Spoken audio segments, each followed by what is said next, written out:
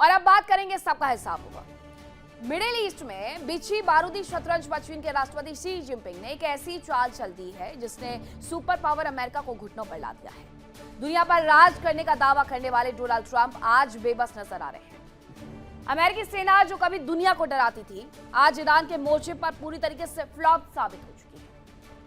Trump युद्ध के इस नए दलदल से निकलने के लिए छटपटा रहे हैं, तड़प रहे हैं। हर हाल में इस युद्ध से वो बाहर आना चाहते हैं, लेकिन जिनपिंग की साइलेंट कूटनीति ने अमेरिका के सारे रास्तों को बंद कर दिया है। जिनपिंग ने बिना एक भी गोली चलाए अमेरिका को एक ऐसे मोर्चे पर उछाल दिया जहां से जीतना नामुमकिन है। अब आपको बताती हूं कि जिनपिंग ने कैसे चाल चलते हुए ईरान मोर्चे पर ट्रंप को फंसा दिया है। तो ट्रंप ने ईरान की आर्थिक कमर तोड़ने का सबसे पहले शुरुआत की और कई प्रतिबंध भी लगा दिए। चीन ईरानी तेल का सबसे बड़ा खरीदार बना हुआ है अभी भी, और तेल कंपनियों के जरिए गुप्त रूप से ईरान को फंडिंग दी जा रही है। वहीं ट्रंप की चीन पर जो निर्भरता है उसके बारे में जरा बात करते हैं। हॉर्मुज खुलवाने के लिए ट्रंप की जिनपिंग से मदद की गुहार है। चीन ने ईरान पर दबाव बनाने या उलझने से इनकार कर दिया है। जस नौसेना के ब्लॉकेट के सामने ईरान झुकने के लिए अब तैयार नहीं नजर आ रहा है, और पहले भी वो तैयार नहीं था। मिडिल ईस्ट में अमेरिका जितना भी दलदल में धंसेगा, ताइवान और एशिया पैसिफिक में चीन उतना ही मजबूत होता जाएगा। स्थिति इतनी ज्यादा गंभीर हो चुकी है कि वॉशिंगटन से लेकर के तेल अवीव तक हड़कंप मचा हुआ है। डोनाल्ड ट्रंप दुनिया के सामने मदद की गुहार लगा रहे हैं, लेकिन कोई भी इस जंग में अमेरिका का साथ देने के लिए तैयार नहीं है। और वजह बिल्कुल साफ है कि ईरान के पास खोने के लिए बहुत कुछ अब नहीं बचा है, लेकिन उसके पलटवार ने अमेरिका की रातों की नींद जरूर हराम कर दी है। ईरान सिर्फ इजराइल को नहीं बल्कि मिडिल ईस्ट में मौजूद हर एक अमेरिकी मिलिट्री बेस को मिसाइलों और ड्रोन से दहला रहा है। अमेरिकी डिफेंस सिस्टम इस बारूद को रोकने में नाकाम साबित हो रहे हैं। अब खाड़ी जंग में ईरानी मिसाइलों में चीनी तकनीक के साथ कैसे तबाही मची हुई है, आपको एक बार वो भी बता देते हैं। तो सबसे पहले ये जानिए फतेह 360 के बारे में। इसका चीनी कनेक्शन क्या है? फतेह 360 क्लोज रेंज बैलिस्टिक मिसाइल है। मुख्य गाइडेंस कंट्रोल हब में चीनी GNS चिप्स का उपयोग किया गया।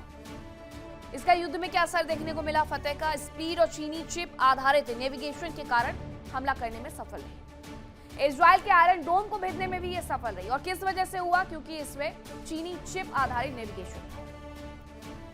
इमाद की बात करती हूँ, उसके बारे में आपको चीनी कनेक्शन बताती हूँ। इमाद ईरान की मीडियम रेंज बैलिस्टिक मिसाइल है, और चाइनीज कमर्शियल माइक्रोचिप्स और कंपोनेंट्स का इसमें इस्तेमाल किया गया है। इसके अलावा री एंट्री वॉरहेड का हवा में गाइडेड करने के लिए इस्तेमाल किया जाता है। इमाद मिसाइल ने युद्ध में क्या असर डाला? इजराइल के डिमोना परमाणु केंद्र पर हमला किया गया इसके माध्यम से, और बहरीन को बहते हुए यूएस नौसेना के 5वें बेड़े को निशाना इसी ने बनाया।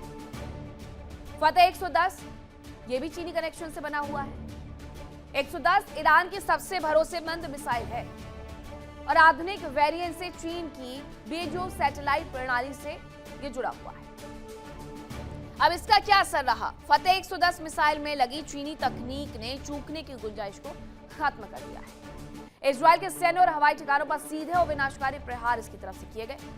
इसी तरीके से CM-302 ईरान युद्ध से ठीक पहले चीन ने मिसाइल तकनीक का सौदा फाइनल कर लिया था, और CM-302 supersonic anti ship cruise missile तकनीक का सौदा भी फाइनल किया गया।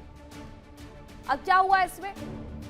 युद्ध में सुपरसोनिक मिसाइल को यूएस युद्धपोतों को डुबोने के लिए डिजाइन कर दिया गया। हॉर्मुज में अमेरिकी नौसेना की नाक में दम कर रखा है इसने।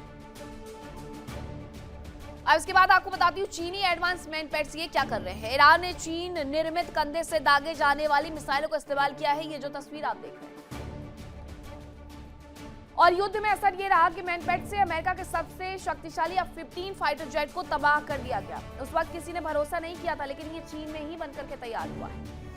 अमेरिकी घातक ड्रोन्स को भी इसके माध्यम से मार गिराया गया है। इस जंग में ईरान को भारी नुकसान जरूर हुआ, उसके शहर और सैन्य ठिकाने निशाने पर हैं, लेकिन ईरान के इस आत्मघाती तेवर ने ट्रंप को बैकफुट पर धकेल दिया है।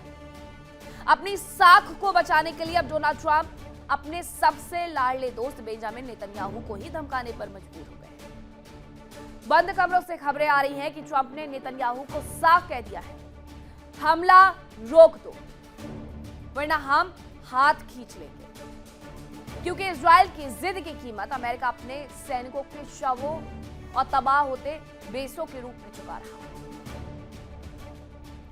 ईरान युद्ध में ट्रंप एंड यूएस सेना फ्लॉप कैसे हुई, पहले और अब के हालात को कंपेयर करके आपको समझाते हैं। तो पहले शुरुआत में, युद्ध की शुरुआत में ईरान के पूर्ण आत्मसमर्पण की मांग की जा रही थी। ईरान के साथ डील करने के लिए अब अमेरिका छटपटाया हुआ है। वहीं दूसरी तरफ 2 हफ्तों में पूर्ण विजय घोषित करने का दावा किया जा रहा था, लेकिन ईरान की शर्तों पर डील करने की तैयारी के बारे में अब अमेरिका भी बात कर रहा है। इजराइल के साथ अमेरिका ने ईरान पर हमला किया। अब स्थिति यह है कि नेतन्याहू को बार बार हमला करने से रोका जा रहा है। हॉर्मुज से आवाजाही युद्ध के पहले बिल्कुल फ्री हुआ करती थी, अब स्थिति बदल चुकी है। हॉर्मुज से ईरान टैक्स वसूली करना शुरू कर चुका है। ईरान युद्ध में रिपब्लिकन पार्टी का फुल सपोर्ट मिला, लेकिन अब वही ट्रंप के खिलाफ बगावत के सुर दिखा रहे हैं। ट्रंप को नेटो देशों का भी पूरा सहयोग था हमले के पहले, लेकिन हॉर्मुज में नेटो देशों ने ट्रंप से किनारा कर लिया है। उनका कहना है कि ये जिसकी लड़ाई है, ये जिसका युद्ध है, वही जाकर के इसे लड़े। ये जंग सिर्फ इजराइल और ईरान की नहीं है, ये सुपर पावर के तख्ता पलट की शुरुआत है। इसकी स्क्रिप्ट चीन ने लिखी है। क्या ट्रंप इस दलदल से बाहर निकल पाएंगे या अमेरिका का मिडिल ईस्ट में हमेशा के लिए सूरज डूब जाएगा? आज इसी मुद्दे पर डिबेट के लिए हमारे साथ खास पैनल जुड़ा है, उससे रूबरू करवाऊंगी, लेकिन उसके पहले एक रिपोर्ट।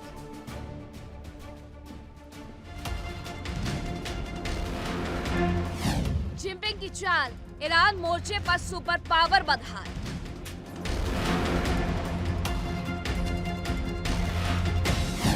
ट्रंप की निकली चीख, दुनिया से मांग रहे हैं भी।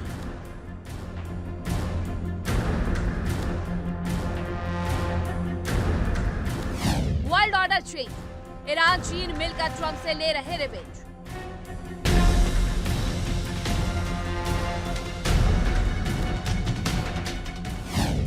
दुनिया का किंग अब होंगे चीन के राष्ट्रपति जिनपिंग।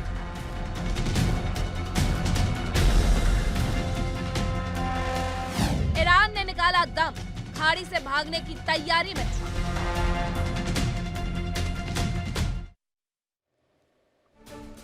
अब चर्चा की शुरुआत करूं उसके पहले सवाल यह है कि क्या जिनपिंग की चाल से सुपर पावर अमेरिका बेहाल हो गया है? करेंगे चर्चा की शुरुआत। कौन कौन से मेहमान मेरे साथ जुड़े हैं आपका परिचय करवाती हूँ। मेरे साथ जुड़ रहे हैं कर्नल एस के मलिक, रक्षा विशेषज्ञ, संजीव श्रीवास्तव विदेश मामलों के जानकार हैं, रोहित शर्मा विदेश मामलों के जानकार हैं, इमरान खोखर मुस्लिम स्कॉलर हैं, रवि करकरा भू राजनीतिक विशेषज्ञ हैं।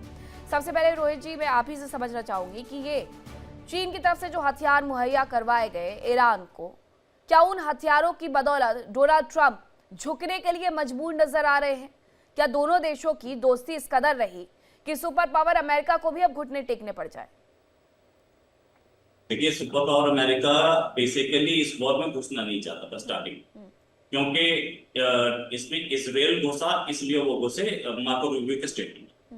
अब ये बात कि इन्होंने अंडर एस्टिमेट किया एक पर्टिकुलर स्ट्रीम को, इन्होंने अंडर एस्टिमेट किया ईरान को, इन्होंने अंडर एस्टिमेट किया कि ईरान की कैपेबिलिटीज क्या, ईरान ने दिखाई भी नहीं। जब वॉर शुरू हुई उसके बाद ईरान ने हाइपरसोनिक मिसाइल्स मारी। ईरान ने हाइपरसोनिक मिसाइल्स कितने कंट्रीज के पास? ईरान के पास कहां से है? चाइना से, सीधे सीधे। तो ये जितने भी वेपन्स चाइना से जा रहे थे, वो सारे वेपन्स, उनका कोई जवाब नहीं अमेरिका के पास। और अमेरिका जो भी अमेरिका को हथियार यूक्रेन को भी देने हैं और अपने एलाइज को भी देने हैं।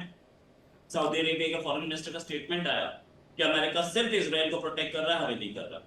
फूट पड़ती दिख रही थी। सामने इलेक्शन पड़े अमेरिका अगर डोनाल्ड ट्रंप उस इलेक्शन को हार गए तो डोनाल्ड ट्रंप के लिए आगे के 2 साल जो है बिल्कुल बर्बाद है, वो कुछ नहीं कर पाएंगे। इस इलेक्शन को जीतना बहुत जरूरी है। ये किसी भी सूरत हाल में बाहर निकलना चाहते हैं ताकि कहीं पे अपने कंट्री में मैनेज कर ले अपने इलेक्शंस को।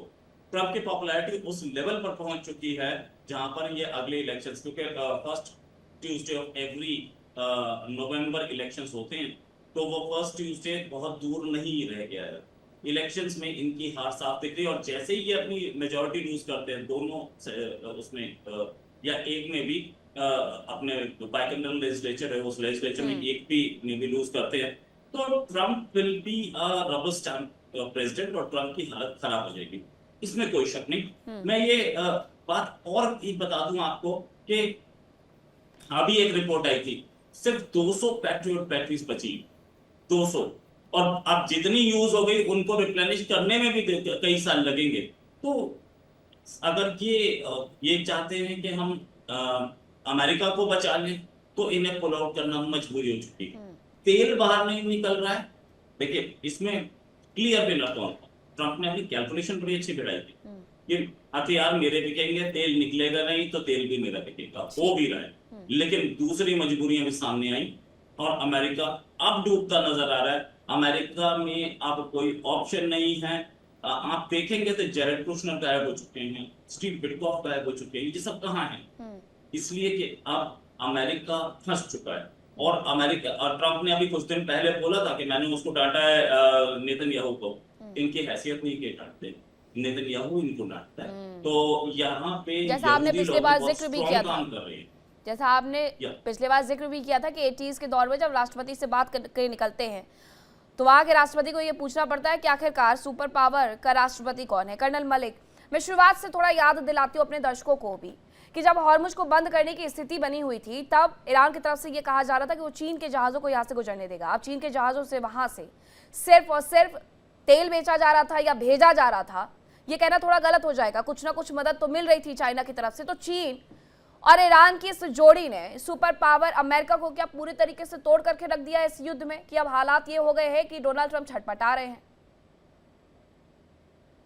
मीनाक्षी जी जय हिंद और सभी को पैनलिस्ट को मेरा सादर नमस्कार।